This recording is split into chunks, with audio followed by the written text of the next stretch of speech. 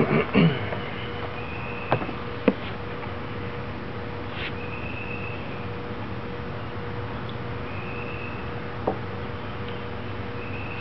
to get back on here and do some videos. Holy moly, seems like it's been forever. It's probably been a couple weeks. And I can't seem to keep up with everybody else's videos, but I try. I'm trying.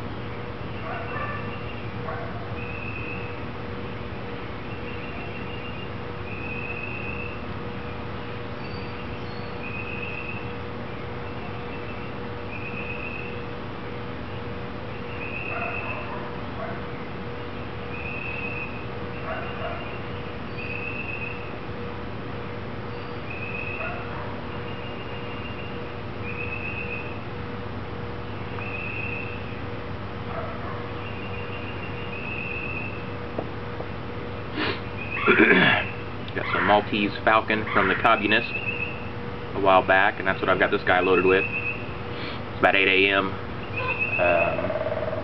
About 8 a.m. Tuesday morning here in Missouri. You get out here, smoke a bowl outside before it gets too hot out. It's supposed to be all in the 90s and been pretty humid out.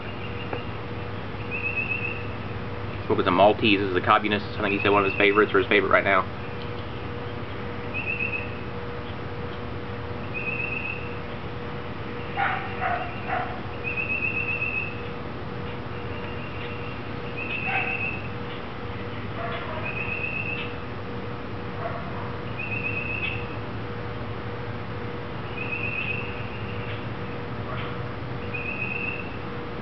Oh shoot, I'll sit down here.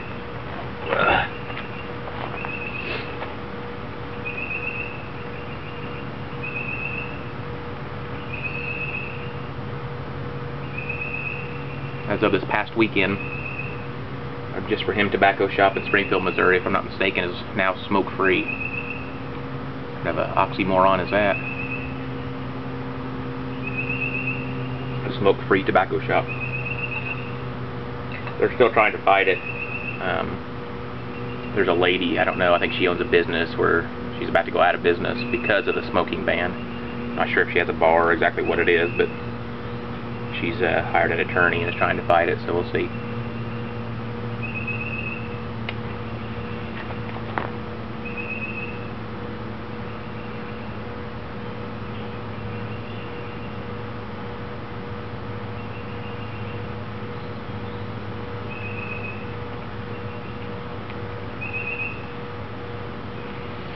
I'm usually not much for English tobaccos, I just haven't acquired that taste.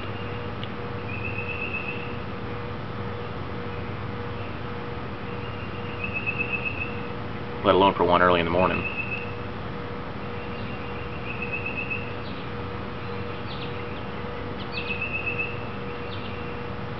But I get some, I get tobacco things from people, and I try to smoke them all. But I try to smoke them on a video, but it seems like I don't ever hardly smoke other people's tobacco. I'm still smoking whatever I have in my jars and stuff, and I'm like, well, what's the purpose of trading tobacco if you're not smoking what they're giving you?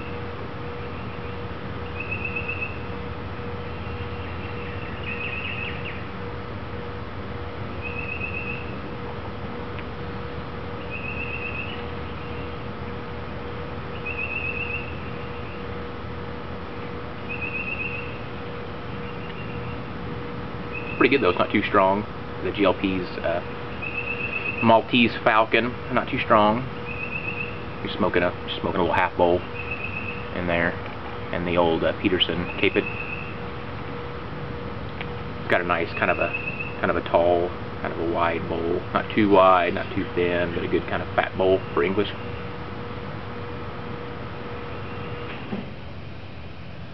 But anyway, I just want to get caught up on some things, some responses. First of all, right off the bat, I've been meaning to plug Kyle's Dad 77. He's got an eBay auction, and it's a Bjarn that he's selling, which I'm surprised. It's a gorgeous pipe, but he's selling for tornado relief in Joplin, Missouri. He's going to donate all the money that he makes from it to that.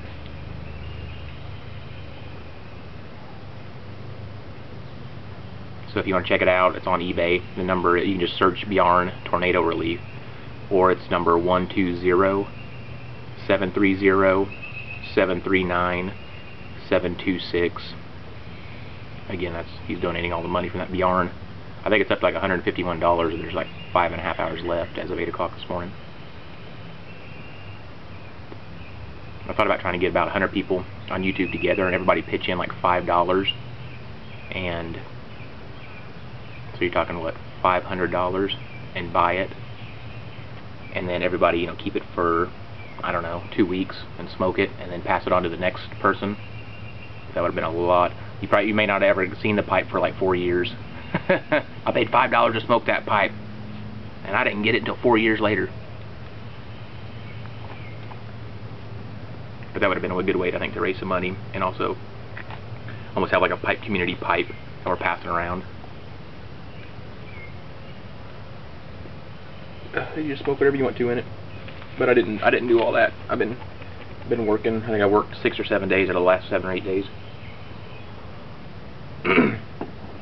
So I've missed you guys. Alright, but what I've been meaning to do is go over Jay's 10 question.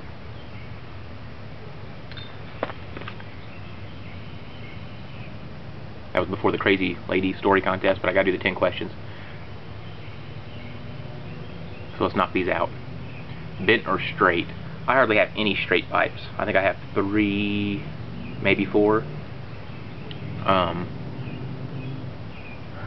I'll tell you one thing, they're easier to, you know, when they get a little gurgle, they're easy to run a pipe cleaner through, that's for sure. Those in straight out, it's harder to get the ones that are curved down in there, but I guess probably for me curved. Most of mine are curved, so. Well, I like them all. You know, if it was a Dunhill, if I was buying another Dunhill, or getting another Dunhill, I think it'd probably end up being a straight one. It's a more classic look. What I eat for breakfast? I actually ate breakfast this morning because I got up and the wife went off to CERT to be a community emergency response team member, and so I got up and had some whole wheat toast with peanut butter, a little bit of milk, and I got my coffee. Sometimes, because I work overnights, I'll eat like nachos or leftovers, you know, from the night before.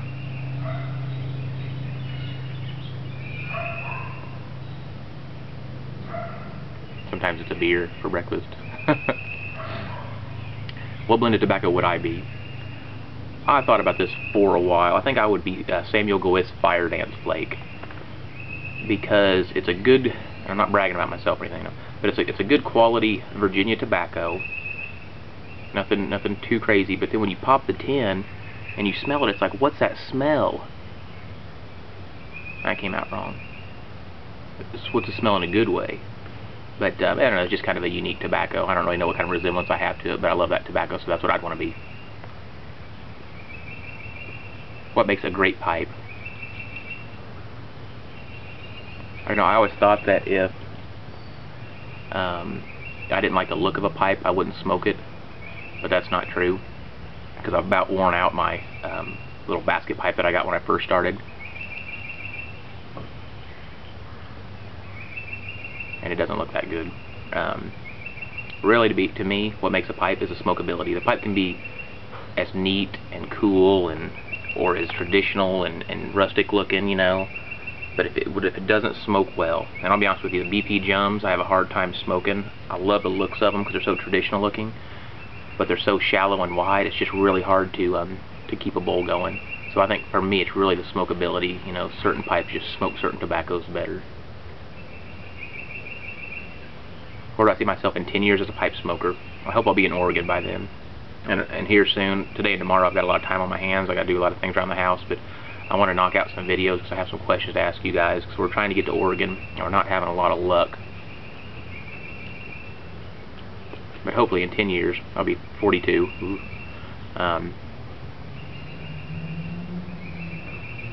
Hopefully be in Oregon. Hopefully by then I'll have met some of you guys.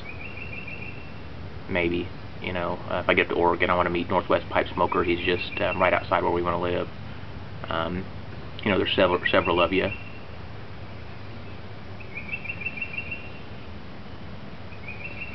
And hopefully I'm still working where I'm working. I'm happy, and my family's healthy as they can be, and me and my wife are, you know, we're going to be together, and if everything's going well and everything.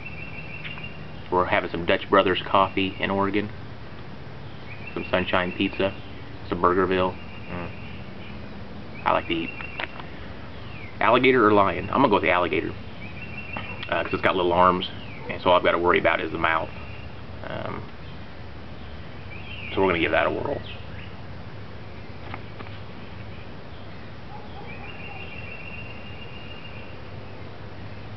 This tobacco's really good. It's mild. It's medium. It's medium to mild bodied. And you know, this is early in the morning. It's good. It's really good. I see why you're liking the Maltese Falcon. You know, at first, whenever you light up in English, it's kind of like, ooh, you get that smokiness. It's usually fairly strong, but it's good. What does my mom think about pipe smoking? If it was cigarette smoking or anything else smoking, she definitely wouldn't like it. You know, chewing tobacco, things like that. But I think she thinks it's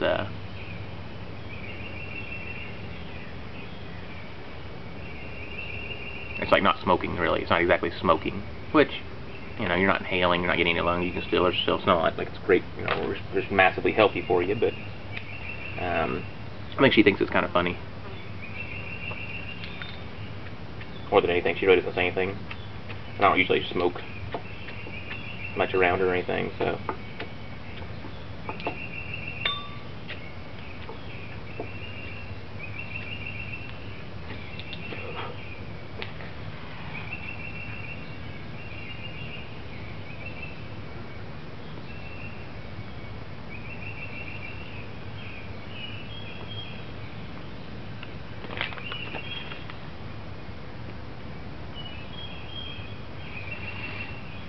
Anti-smoking hysteria will stop or just get to the point where it's flat legal?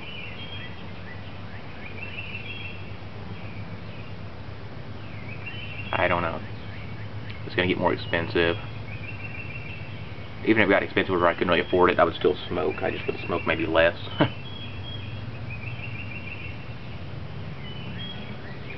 I don't know if it'll ever be illegal. It makes too much money. Tobacco does. Just like alcohol. But it also depends what political group is in power.